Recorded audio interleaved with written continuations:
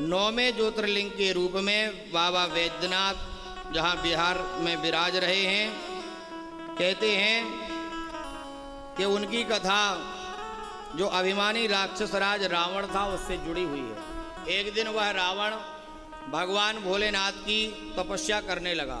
तपस्या करते करते वह भगवान को प्रसन्न कर लिया और भगवान भोलेनाथ ने उसको कहा वरदान मांगो, तो वह बोला भगवान आप हमारी लंका में ही निवास करने के लिए चलिए। तो भगवान भोलेनाथ उससे बोले अब भक्त था, इतनी कठिन तपस्या की है तो वरदान तो देना ही है।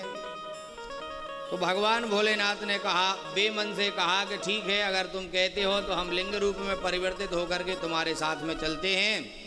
और वहाँ पर भगवान भोलेनाथ एक लिंग के रूप में परिवर्तित हो गए। उससे कहा परंतु एक शर्त होगी कि तुम इस लिंग को जैसे ही जमीन में रख दोगे तो हम वहीं पर अवस्थित हो जाएंगे। उसने स्वीकार कर लिया और वो भगवान वैद्यनाथ की उस ज्योतिर्लिंग को लेकर के जा रहा था। रास्ते में ही उसको इतनी तेज भगवान की माया से मोहित होकर के लवशंका लगी कि वो सहन नहीं कर पाया।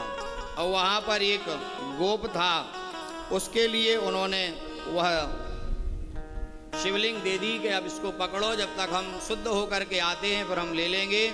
शिवलिंग इतना भारी हो गया कि वह गोप संभाल ना सका, उसको वहीं रखना पड़ा और शर्त के अनुसार भगवान वहीं पर विराजमान हो गए।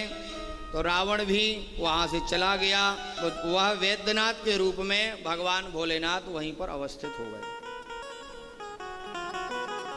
इस प्रकार से भगवान का 10वां जो ज्योतिर्लिंग है वह नागेश्वर के रूप में